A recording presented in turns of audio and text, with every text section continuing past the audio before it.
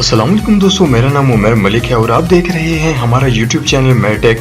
दोस्तों, हम सब डेली घर वालों और दोस्तों के साथ तो बहुत सी चीज़ें शेयर करते हैं और जो लोग अपनी चीज़ें दूसरों को यूज़ करने के लिए नहीं देते, इन्हें हम अच्छा नहीं समझते।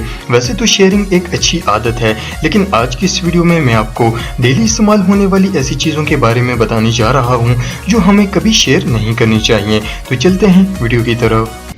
सब्सक्राइब कीजिए मेरे टेक चैनल को सबसे पहले इंफॉर्मेटिव वीडियोस देखने के लिए। Hand freeze. दोस्तों, आजकल शायद दुनिया में बहुत ही कम लोग ऐसे होंगे जो कि हैंड फ्रीज का इस्तेमाल ना करते हों, वरना ये तो हमारे लिए खाने पीने की तरह इम्पोर्टेंट हो गए हैं। अक्सर ऐसा होता है कि अगर हमारे हैंड फ्रीज खराब हो जाएं या फिर गुम हो जाएं तो हम दोस्तों से या फैमिली मेम्बर्स के हैंड फ्रीज यूज कर लेते हैं, लेकिन ऐसा करना खतरे से खाली नहीं है। असल में कान के अंदर बैक्टीरियाज होते हैं और जब ये कान पर यूज किए जाते हैं तो बैक्टीरियाज हैंड फ्री के साथ लग जाते हैं। अगर ये ईयरबड्स कोई और इस्तेमाल करे तो वो बैक्टीरिया कान में इन्फेक्शन पैदा कर सकते हैं, खास करके वो हेडसेट जो कि कानों के बिल्कुल अंदर चले जाते हैं और इन्हें मुकम्मल क्लीन भी नहीं किया जा सकता। इसलिए अपने हैंड फ्रीज खुद इस्तेमाल करें और दूसरों को इस्तेमाल ना करने दें। टॉवल। दोस्तों, ज्यादातर घरों में टॉवल इस्तेमाल करने की रूटीन ये होती है कि हर कोई एक ही टॉवल इस्तेमाल कर रहा होता है। अगर नहाने के लिए अलग टॉवल हो भी तब भी हाथ वगैरह साफ करने के लिए नॉर्मली एक ही तौलिया होता है जिसे सब इस्तेमाल कर रहे होते हैं। अक्सर आप लोगों ने नोट किया होगा कि टॉवल से अजीब सी स्मेल आती है। ये स्मेल बैक्टीरिया और फंगाई की ज्यादा मिकदार और इनके मिलने से आती है। टॉवल ज्यादातर गीला रहता है और वॉशरूम में होता है, इसलिए इसके सरफेस पर माइक्रोब्स इकट्ठे हो जाते हैं। स्किन पर होने वाली फंगल इन्फेक्शन की सबसे बड़ी वजह टॉवल ही होते हैं। इनसे बचने के लिए कोशिश करें कि हर कोई अपना टॉवल इस्तेमाल करें या फिर इन्हें धूप में अच्छी तरह से ड्राई कर लें। अगर ये वेट रहेंगे तो बीमारियां फैला सकते हैं। टूथब्रश। दोस्तों, आप में से कोई भी शख्स ऐसा नहीं होगा जो कि टूथब्रश का इस्तेमाल ना करे। हम डेली सुबह और शाम टूथब्रश से अपने दांत साफ करते हैं।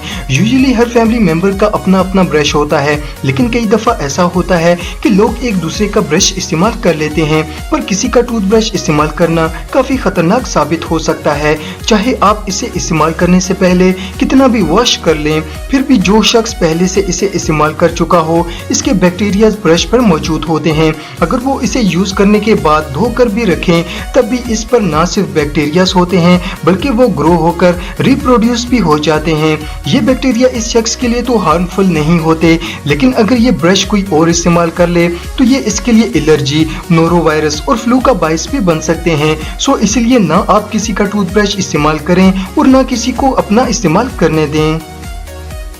रेजर। दोस्तों, आप में से हर कोई रेजर का इस्तेमाल तो करता होगा। हम सब ये बात तो जानते हैं कि अगर किसी का यूज हुआ ब्लेड इस्तेमाल किया जाए तो ये बीमारियां फैला सकता है, लेकिन क्या आपको पता है कि सिर्फ ब्लेड ही नहीं बल्कि अगर किसी का रेजर नया ब्लेड डालकर भी इस्तेमाल किया जाए तो वो भी कितना खतरनाक साबित हो सकता है। असल में जब कोई शेव करता है तो इसके डेड स्किन सेल्स ब्लेड के साथ साथ रेजर पर भी लग जाते हैं और कई दफा ऐसा होता है कि शेविंग के दौरान कट लग जाता है और ब्लड भी रेजर के ऊपर लग जाता है।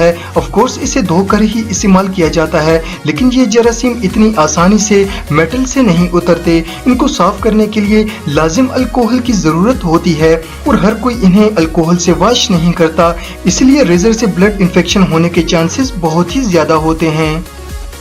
सोप। दोस्तों, कई अरसे से सोप बनाने वाली कंपनियां हमें बेवकूफ बना रही हैं, ये कहकर के सोप एंटी बैक्टीरियल होता है, जबकि साबुन में ऐसा कुछ नहीं होता जो कि जर्म्स को मारे। उल्टा ये सोप बैक्टीरिया की ग्रोथ में अहम किरदार अदा करते हैं। जब कोई शख्स अपने गंदे हाथ साबुन से वॉश करता है तो इसके हाथ तो धुल जाते हैं, लेकिन सोप की सरफेस पर वो जर्म्स रह जाते हैं। ये साबुन एक डिसीज कैरियर से कम नहीं होता। आप सब जानते हैं कि हमारे घरों में एक ही सोप पूरी फैमिली यूज कर रही होती है और सबके लिए अलग-अलग साबुन लेकर आना लगभग इम्पॉसिबल होता है, खास करके जब साबुन गीला होता है और ऐसी जगह रखा जाता है जहां पर ये अक्सर पानी के अंदर रहता है, तो लिक्विड की वजह से बैक्टीरिया और फंगाई रिप्रोड्यूस होते रहते हैं। इसलिए बेहतर ये है कि सोप की बजाय लिक्विड हैंड वॉश का इस्तेमाल किया जाए।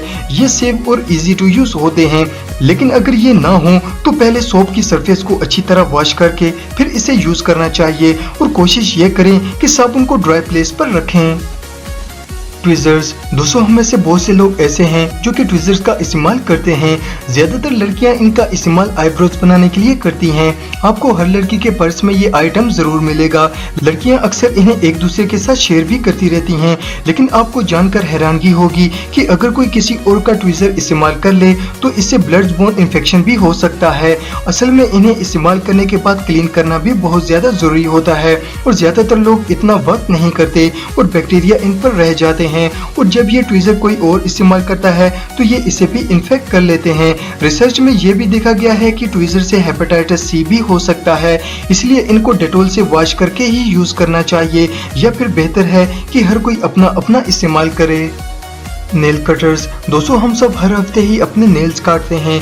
आप सब ने नोट किया होगा कि यूजुअली घर में एक या फिर दो नेल कटर्स होते हैं और सारी फैमिली मेंबर्स मिलकर इन्हें ही इस्तेमाल करते हैं। लेकिन ऐसा करना काफी खतरनाक साबित हो सकता है।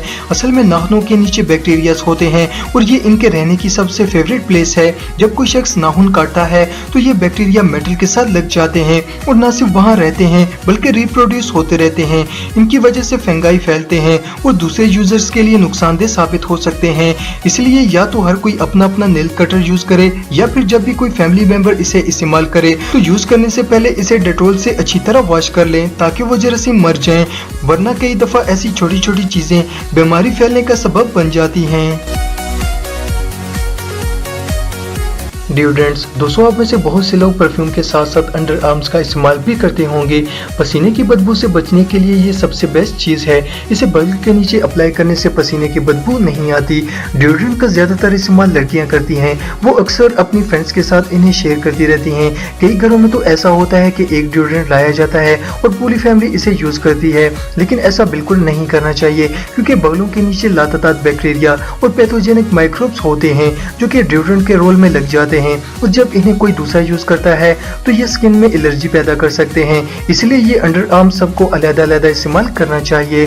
तो फ्रेंड्स आज के लिए बस इतना ही। अगर वीडियो पसंद आए तो लाइक जरूर करें और जाने से पहले हमारे इस चैनल को सब्सक्राइब करके साथ मौजूद बेल आइकन को भी दबा दें ताकि ऐसे ही इंफॉर्मेटिव वीडियोस सबसे पहले आपको देखने को मिल सकें। Thanks for watching.